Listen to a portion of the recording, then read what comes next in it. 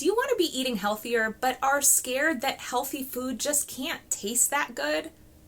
I'm Hannah Mason, and in this video, we're going to be exploring the yellow lentil and how you can use it to make the most incredible dishes.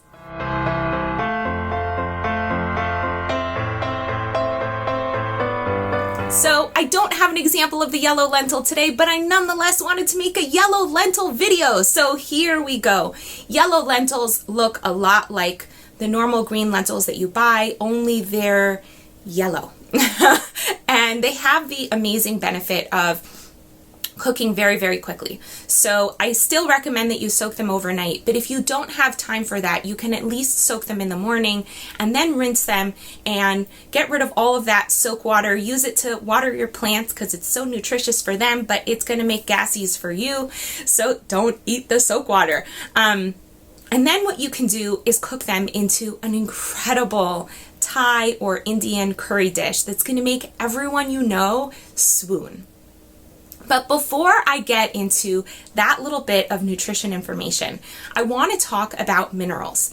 So minerals are these different metals that you find in rocks and sand and earth that are really important for your body to function. And we tend not to talk about minerals all that much in general society. People tend to talk about what we call macronutrients, the big ones: protein, fat, carbohydrate.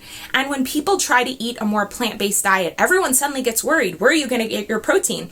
Despite the fact that no one eats a protein deficient diet. That doesn't really need to be the thing that you worry about. What people tend to be lacking is in minerals. And one of the minerals that people are lacking in often is magnesium. Magnesium is a mineral that actually helps you to relax. It helps your your muscles to be able to be more supple and more relaxed and to be able to heal and reduce inflammation. So you want to make sure you're getting magnesium in your diet. And magnesium is not something you're going to get from animal products. It's really coming from plants.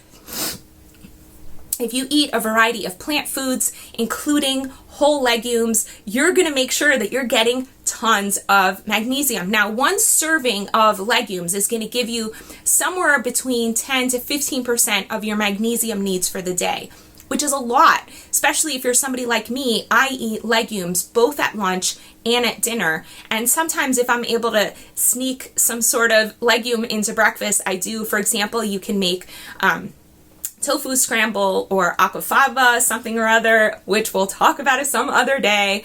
But you could really get a lot of legumes in your diet. And if you have one serving 3 times a day, that's like almost 50% of your magnesium needs for the day, just from the legumes, not including all of the fruits and vegetables and leafy greens that are also giving you magnesium.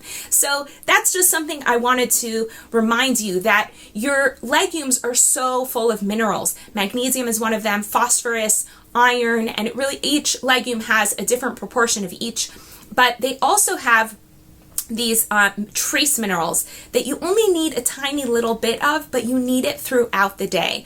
Now the question is, where are plants getting these minerals from? They're getting the minerals from the soil, and plants work together with the microbes that are in the soil to start pulling all of these different nutrients into the plants themselves. And the plants need the nutrients, they need the minerals, they need the vitamins, they need the phytonutrients in order to be strong and to fight disease.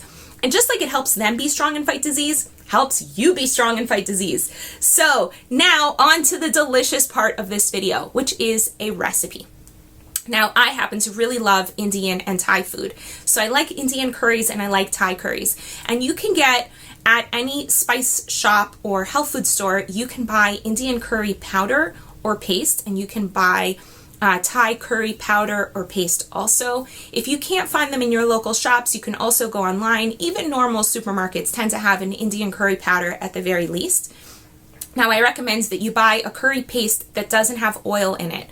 So oil in general isn't good for you because just like sugar, it's like a food that's been like stripped of all of its nutrients. It's not a whole food, it's a part of a whole food. So oil's not particularly good for you. And the oils they tend to put in Indian or Thai curry paste are like the cheapest, most rancid, low quality, heat produced oils that they can find because they know nobody really cares about the quality of the oil. They're just looking at the spices. So highly recommend you get oil free, which is really, really easy to procure. And those are going to be the basis of the soup that we're going to be talking about right now. So you can make this as a soup or as a stew, and the difference really just depends on how much water you add. And the more water you add, obviously you're going to also have to add more salt to compensate for how liquidy it is. So here's your recipe. You're going to take garlic and ginger. If you don't like either garlic or ginger, just don't include them in the recipe. Garlic and ginger, you chop them up.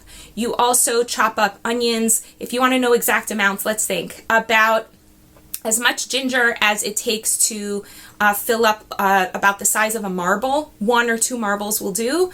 And 2 to 5 cloves of garlic, depending on how spicy you like things. You can take 2 onions about this big, chop them up also. And then you cut up carrots into circles and any sort of pumpkin or winter squash. So butternut squash is really delicious. Acorn squash, you can just take a normal pumpkin. You cube that up. You're going to throw that into the pot as well.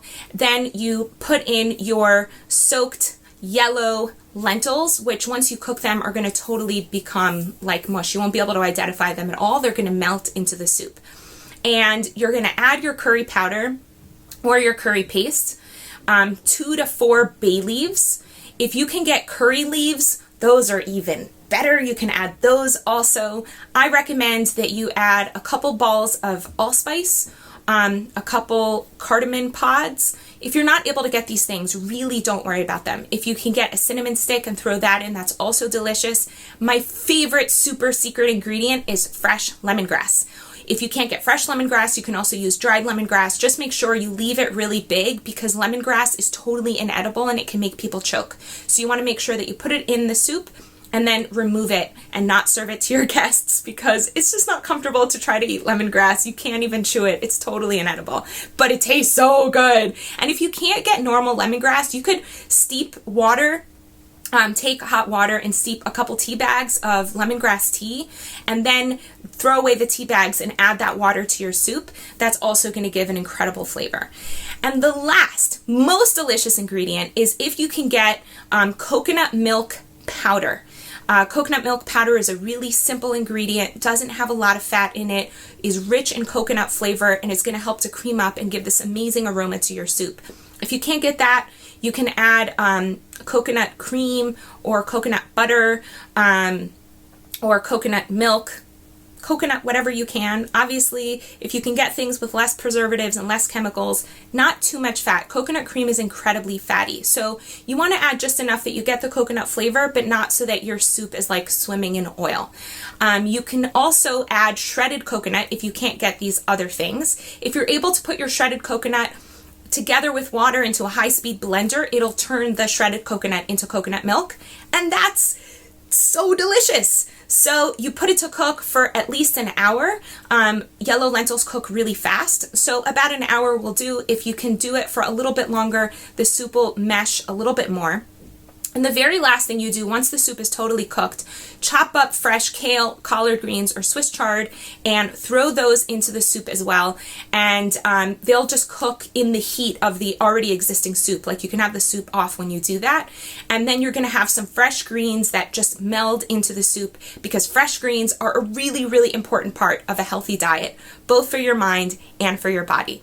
And if you're wanting to eat a healthier diet and wanting to clear up all the gunk in your head or the gunk in your body, but know that you need the support of a coach, I'm here. You can contact me here directly on Facebook or YouTube, or go to my website, hanamason.com.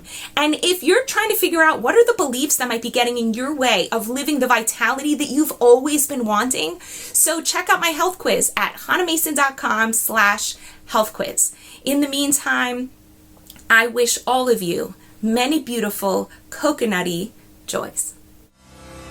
Want to find out what's blocking your vitality? Quickly take the quiz at hanamason.com/health quiz.